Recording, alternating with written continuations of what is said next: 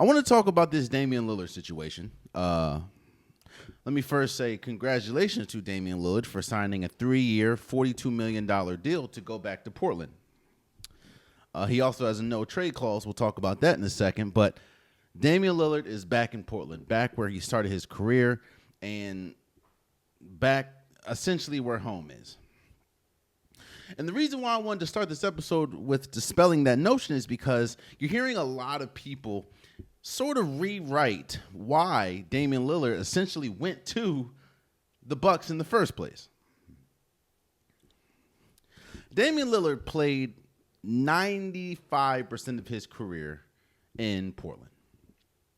Now, in that time, he hasn't found the success as far as championship, even competing for a championship, as much as you would hope a player of his caliber would find. He's on an NBA All-75 team, one of the best scorers at the guard position the NBA has ever seen. We know who Damian Lillard is. The thing is, though, he's never really been in conversation for the ultimate prize, which is the NBA championship. And you're hearing people talk about the reason why he went to Milwaukee in the first place is because people and the whole ring culture made it seem, we kind of forced him to want to leave. We, as far as media, as far as fans, forced Damian Lillard to want to leave to go pursue winning a championship.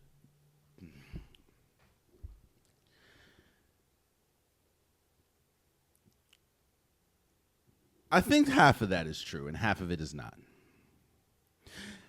The half that I think is true is when you listen to Damian Lillard talk, when you listen to him talk his entire career, you know that something that means the world to him would be winning a championship. He's an uber competitive guy. He is considered, especially in his time, probably top 2 or 3 in the guard position when we talk about, where he ranks in his, in his class. And I'm sure it ate at him that every single year, as great as Damian Lillard is, as many accolades and accomplishments he singularly collected, his team was never really in a position to win a championship. So I'm sure that ate at him. I mean, there's a stat going around. Damian Lillard has never, I repeat, Damian Lillard has never beat Steph Curry in the playoffs. I'm sure as a competitor that eats at you. So I don't think that our opinions, our noise really had anything to do with Damian Lillard saying, yo, I've spent most of my career here, and even with me being here and me playing at the level that I play, there's no way of winning. Well, there's no path of a championship for here, even with me. Which then gets me to the point where he's like, yo, or gets him to the point, where he's like, yo, I want to win a championship, and I can't do it here. I don't think that was us saying, hey, yo, if you don't win a championship, I don't know, bro. No. That's what Damian Lillard wanted to do. That's what he wants to do. And then I also want to remember, or I want you guys to remember, and this kind of goes back to now why he has a no-trade clause. Damian Lillard had one destination, and people kind of killed him for that, and I understand. I had some words, because it's like, yo, if you're going to try to force a trade, right? If you're going to tell the team that you've been with, yo, I don't want to be here, I understand wanting to essentially dictate where you go, but when you say, yo, there's only one place I want to go, that really shortchanges the team that you're at. Because if I'm the team that you say you want to go to, why would I give you anything of value that's remotely close? Because the player that you're trying to trade to me has already said he doesn't want to go anywhere else but this team. So, yeah, there was some opinions that was had about him only wanting to go to Miami. But remember, at the time, Miami had Jimmy Butler, they had Bam Adebayo, they had Tyler Hero, and what was the consensus was all they really need is another star player, which obviously is Damian Lillard.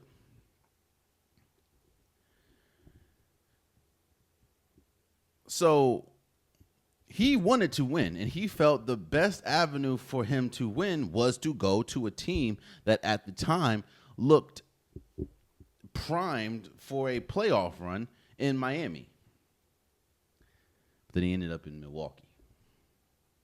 Which, don't get me wrong, I think Milwaukee is a much better place to end up than Miami when we talk about the assets that they have and Giannis Antetokounmpo being there. But that's not where he wanted to go. Which then causes, being homesick and this, that, and the third. And, I think we talked about it when he got hurt. I don't need to rehash everything that went on with Milwaukee, but what I will say is nothing that they wanted to accomplish happened. When you have arguably the best duo, when we talk about name to paper, when you have arguably the best duo on paper in the East, and you don't win a playoff series, now yes, I understand that injuries played a part, but that's sports. Injuries always play a part. You have to prepare for that. So, we also talked about Damian Lillard tearing his Achilles, unfortunately, and also being waived by the Bucks. Which, now when you look, he is getting paid, I think, upwards of $77 million next year. Half of that, 42, or some of that is obviously from Portland, and most of that is from Milwaukee. Milwaukee has a... Obviously, it's a joke, but Milwaukee clearly just loves paying people. I think they're still paying Mike Budenholzer. I don't remember homie's name, but the coach that was after him, and they're paying Doc Rivers. And obviously, they're paying essentially Damian Lillard not to be there. Look, Damian Lillard is one of the best players the league has ever seen. He's one of the best scoring guards the league has ever seen. I think that you can argue with his tenure in the NBA, he was either 2 or 3 when we talk about guards. I think number 1 is clearly Steph Curry. But you can argue that Damian Lillard would land at 2. Damian Lillard is in that same class with, or he's in the same conversation as a Russell Westbrook, as a Kyrie Irving, as a Chris Paul in his time. But even with that being true, it was a failure in Milwaukee. And what he wanted to accomplish, and I also believe that because reports are also saying, Damian Lillard still is loyal and he wanted to stay in Milwaukee. That doesn't mean he wanted to essentially be there. He wanted to stay in Milwaukee because he wanted to finish out his deal. He wanted to try to win a championship because he has now entered into a new phase in his career. And that new phase is the retirement tour. And I'm not saying that he's going to retire to next year or he doesn't have 3 years left. But it is extremely true that Damian Lillard is closer to the end of his career than the beginning. Especially with he's going to be out an entire year next year rehabbing from the torn Achilles. So I feel like that's why there's a no trade clause. Because even if he wants to be traded, you don't want to go through what you went through last time, saying, hey, I want to go here. And then the team was like, even though I understand why the team would do that, it seems like, we have a better opportunity to trade you here, so we're going to trade you here. I get it. And it's also crazy how Portland traded Damian Lillard essentially for like Drew Holiday and a bunch of pieces.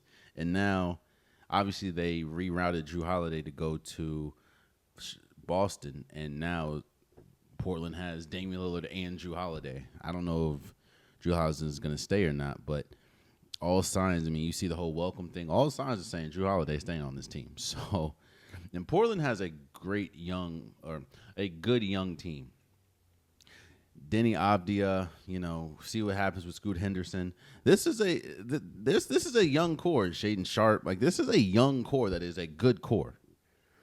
They're not a championship caliber team. Not even, and we're also entering to this phase. Obviously, Damian Lillard's not going to be there next year, but he's not the best player on this team. At this moment of his career, especially what we saw in Milwaukee, as great as he can be, he is not the best player.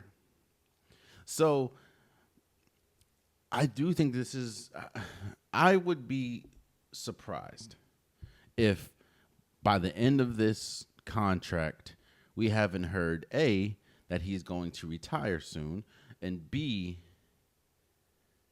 I'd be shocked if he is somewhere else. Oh, man, you stayed to the end of the video. I appreciate you. If you like what you saw, be sure to hit that subscribe button so you'll never miss any content from your boy. You can also go back and watch past episodes, past clips, and don't forget that the Unpopular Podcast, new episodes drop every Wednesday and Saturday. Appreciate you.